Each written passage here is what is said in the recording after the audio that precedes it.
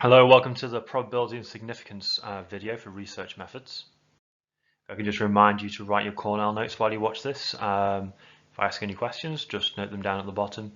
And if you can complete the section of your mind map from this video as well, that'd be great.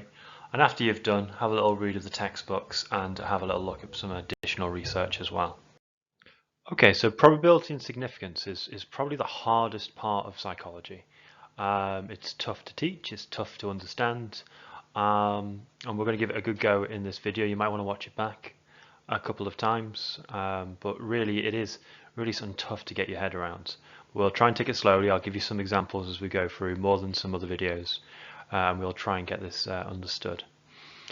Okay, so when you make a hypothesis, you go out into the world and you try to gather evidence. Now, once you've gathered that evidence in, you need to make a decision about whether that evidence is good enough to accept your hypothesis or not.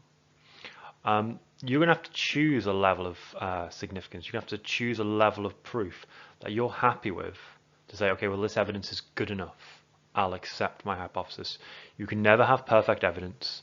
You can never have enough evidence to say 100% that the results you've seen is because of your hypothesis, but you can reduce the chance that you've made an error, and we'll talk about that as we go through.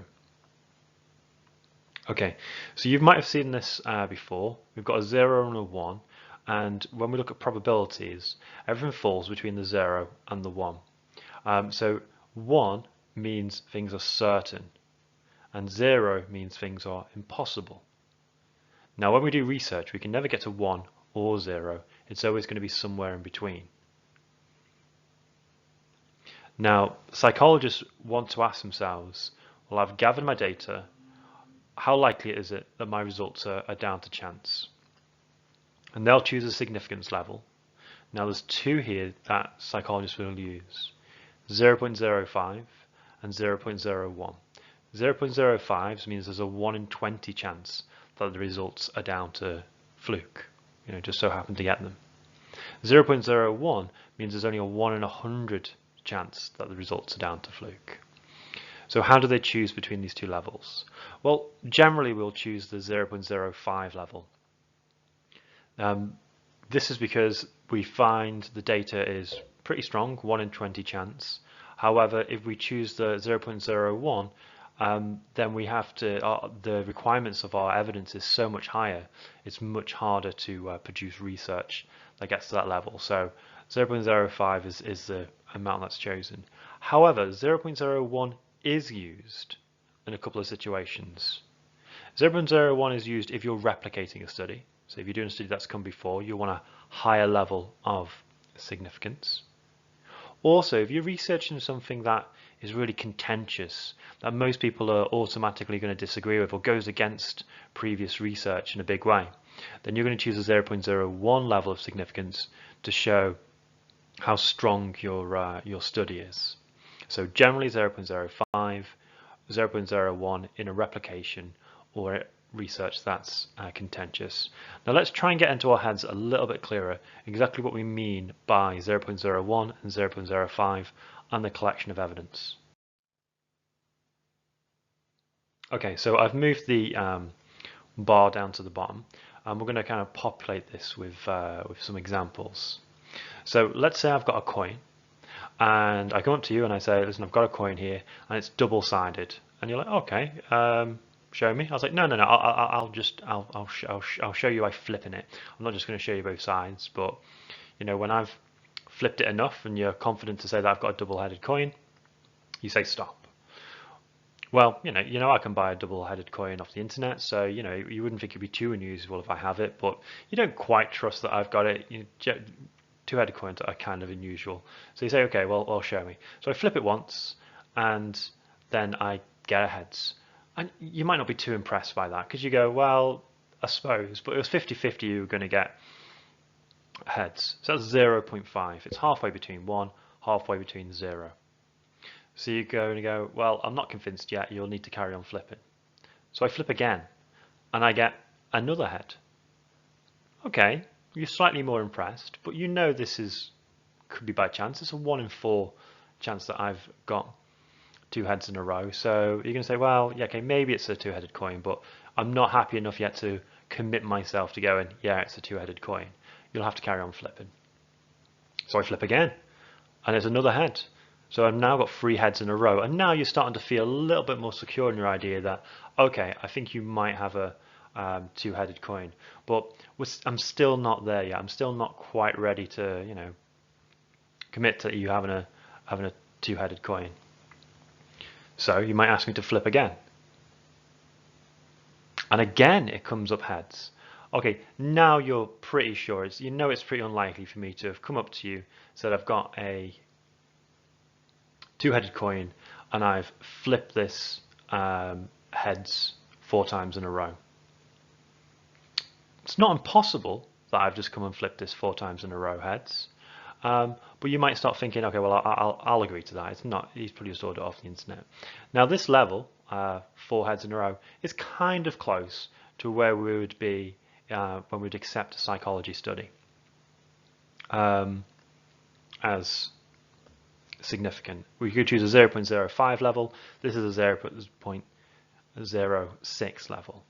But if I'd walked up to 16 people and repeated this, one of those 16 people would have accepted it when I would have just got it by chance, because this is a 1 in 16 chance. Okay, so this is the level we choose for psychology. It's a 1 in 20 chance that our results are down to fluke. But let's say I hadn't said I had a two-headed coin. Let's say I said I had psychic powers, and I could manipulate this coin into coming up heads every time. Now you might go, well, hold on a minute. A two-headed coin is fair enough. You can buy them off the internet, but I'm not willing to suggest that you've got psychic powers just on the case of flipping it 4 times in a row. I'm going to want more evidence before I commit to agreeing that you might have psychic powers. So you ask me to flip again. I flip again and get another head. So this is 0.03. So this is 3 out of 100. You might be thinking, well, okay, that's pretty impressive, but I'm still not willing to buy that you've got psychic powers just on the basis of that. So I flip again. And again it comes up heads. Well, now I've done 6 heads in a row, and I'm at 0.015. Pretty impressive, but still, this isn't enough for us to be really rigorous in psychology to accept a 0.01 level of significance. If I flipped again, I would then go 0.0078. So the level of significance that we ask for in a replication or something really contentious in psychology of the 0.01 is somewhere between 6 and 7 flips of a coin. But even at 7 flips of a coin, I still haven't shown that I'm psychic. I mean, is there any point where I could have shown beyond all possible doubt that I'm psychic? Because you might argue, well, I could perhaps flip a few more times. I could maybe flip 100 coins and get it heads every time. Or maybe even 1,000 times and get it heads every time. Maybe if I did it 1,000 times, I would have proven that I was psychic. Well, no. I don't like the word proven in psychology or science, and this is the reason why. We could have flipped the coin 1,000 times or 100 times. If I did it 100 times, I've still got a chance of doing that by fluke. It's 0 followed by 31 zeros and 7, 8. But it's still a chance. 1,000 times, it still doesn't reach 0. It still doesn't reach, it's impossible to get this by chance. Now we've got 0 followed by 301 zeros, 93, but we still don't have, even though I sat there in front of you and flipped it 1,000 times and I got it heads every time, it still wouldn't mean for certain that I was correct in saying I was psychic. So all of science is based on this kind of gathering evidence and probability. So this is why there is no true proven in science. There's always a chance that the results that we gained was due to chance, even if it's a very, very, very low chance. Okay, so that is significance and probability. What we need to remember is 0.05 and 0.01 are the levels of chance that we are willing to accept in psychology as being acceptable in our results. And it's generally 0.05 that we choose. If we're worried that we're too willing to make a mistake by choosing 0.05, we might choose a 0.01 level. Okay, let's get rid of that. So, how do you work out if our data is strong enough to accept or not based on the level of chance we've taken? Well, this is by the stats test, and you choose your stats test based on a few factors, and if you're interested in that, you need to watch the inferential statistics video. So we choose our stats test, we get our number, and then if it works out that our results are statistically significant, then we'll accept our hypothesis. Okay, but this can lead to a problem. We might be mistaken by accepting or rejecting a hypothesis. So whether we've accepted it or rejected it, we could be in trouble. And this is because we've had this role of chance. We just have to make an educated guess about whether we're right or not, but we could always make a mistake. Now, this is a grid to tell us which type of error we might make by accepting or rejecting our hypothesis. Okay, so a reminder about our null hypothesis and alternate hypothesis. I'll talk about the alternate hypothesis, but I'll go into a little bit more detail in a moment. Our alternate hypothesis is our research hypothesis. It's generally what we mean when we say hypothesis. So, a type 1 error. A type 1 error is we've accepted our research or our alternate hypothesis. We said it's significant, when actually it was false. It wasn't true about the world, what we suggested, but we accepted it because we gained our results in error. So our data passed the significance test, but it was just a fluke. So if we say that psychologists generally use a 0.05 level of significance for their data, we might think that maybe 1 in 20 studies that we've studied in psychology could have just been from fluke, because this is what it means, 0.05, a 1 in 20 chance of our results coming up by fluke, 1 in 20 chance of making a type 1 error. We can reduce the chance of a type 1 error by using a 0.01 level of significance. A type 2 error. We've rejected our research hypothesis because our data just wasn't strong enough. Maybe it was close, but it just didn't quite reach that 0.05 level of significance. And it only did that because our results by fluke wasn't strong enough. So we reject our research hypothesis when we should have accepted it. Instead, we've accepted our null hypothesis that nothing to see here. There isn't an effect. So our data didn't pass the level of significance, but it was a fluke. We could reduce the chance of making a type 2 error by using the 0.05 level of significance instead of the 0.01 level of significance.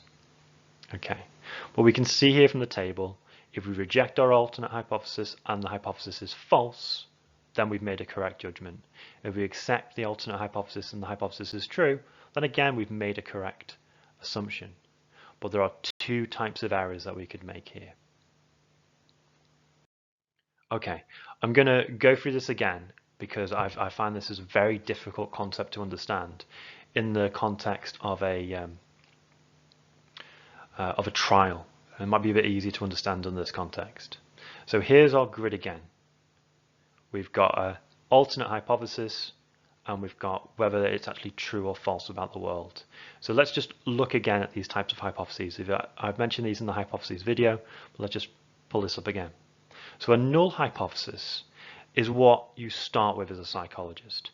You want to assume that, you want to be objective, so you assume there's nothing to see here, but I'll collect the data and see if I can reject the idea there's nothing to see here. So a psychologist will start from the perspective there's no significant difference found. And that's our null hypothesis. We then have an alternate hypothesis to the null hypothesis, which is our experimental hypothesis, which is a statement that any observations are due to a real effect. So if we accept the alternate hypothesis, we're automatically rejecting the null hypothesis, and vice versa. Okay, so if we are in a courtroom, we've got two things going on. We've got the defense lawyer with the null hypothesis, not guilty.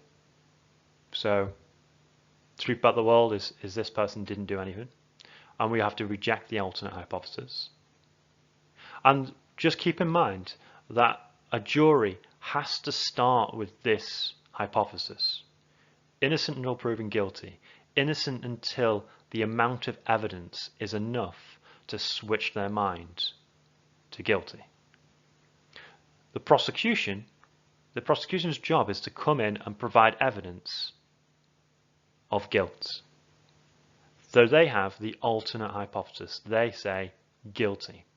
Now we can either accept the alternate hypothesis or we can reject the alternate hypothesis. If we reject the alternate hypothesis, we're accepting the null hypothesis. If we and the other way around.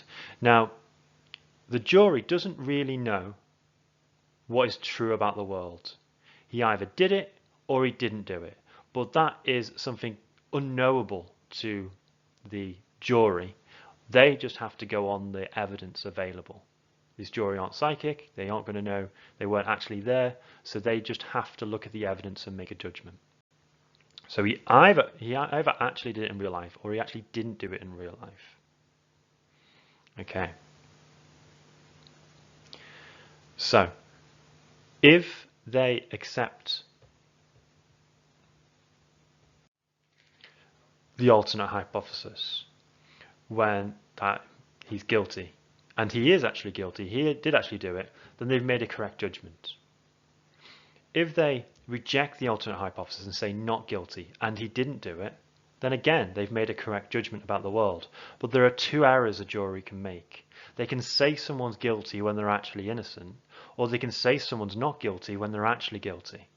So these are the two errors that a jury can make, and they're the same two errors that a psychologist can make.